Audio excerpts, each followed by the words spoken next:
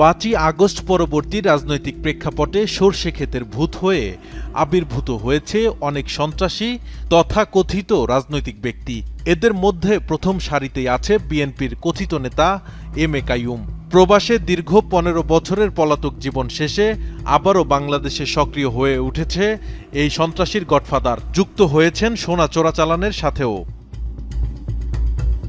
বিভিন্ন সংবাদ মাধ্যম ও নিরাপত্তা বাহিনীর সূত্রে জানা যায়, এই কাইয়ুমের বিজনেস পার্টনার হল সাবেক স্বৈরাচার সরকারের আওয়ামী সাংসদ ওয়াকিল আহমেদ। খিলক্ষেত ও উত্তরখানের গডফাদার ওয়াকিলের গদিতে বসেই অপরাধের সাম্রাজ্য চালাচ্ছেন কাইয়ুম। ব্যবসায়িক ও টার্মিনাল কেন্দ্রিক চাঁদাবাজি, ভূমি দখল থেকে শুরু করে ডাকাতির সকল অপরাধ করতে বিএনপির নাম ব্যবহার করেছেন কাইয়ুম। দর্শক, আপনাদের সামনে এবার উপস্থাপন করছি অবৈধ 1500 কোটি টাকার সম্পদের মালিক মনির হোসেন তথা সোনা মনিরকে। সামান্য সেলসম্যান থেকে স্বর্ণ চোরাচালানের আন্তর্জাতিক মাফিয়া হয়ে ওঠে আওয়ামী এমপি মন্ত্রীদের প্রিয়পাত্র গোল্ডেন মনির। জেল থেকে ফিরেই ফের সোনা চোরাচালানে মনোযোগ দিয়েছেন মনির। তাকে ঢাল হয়ে পূর্ণাঙ্গ সাপোর্ট দিচ্ছেন বিএনপির কাইয়ুম। গোয়েন্দা সংস্থার তদন্ত বলছে, সোনা চোরাচালান করে মনির ও কাইয়ুম দুবাই, সিঙ্গাপুরে গড়েছে আলাদা সাম্রাজ্য। সেখানে দেশ থেকে প্রচুর পরিমাণ টাকা হুন্ডির মাধ্যমে পাচার করেছেন তারা। এই গোল্ডেন মনিরের অর্থ আর সন্ত্রাসী বাহিনীর সহযোগিতায় রাজনৈতিক ত্রাসের রাজত্ব কায়েমের স্বপ্ন দেখছে কাইয়ুম।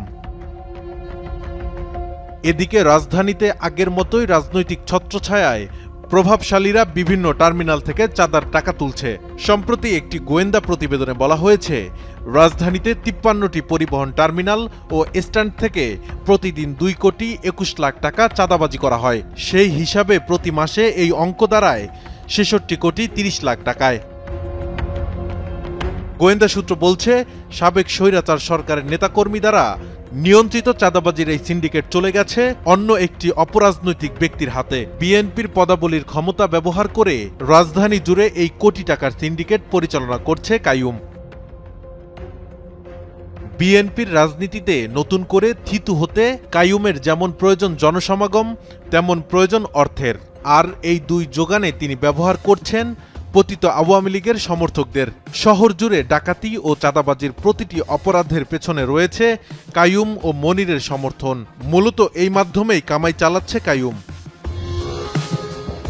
বিএনপিকে জনগণের কল্যাণে রাজনীতি করার লক্ষ্যে সবার আগে স্বৈরাচার আওয়ামী সমর্থিত ছদ্মবেশী M A Qayyum O golden মনিরকে প্রতিহত করতে হবে। রাজনৈতিক ক্ষমতার অপব্যবহার করে বাংলাদেশে আর কোনো অপশক্তিকে স্থায়ী হতে দেওয়া যাবে না।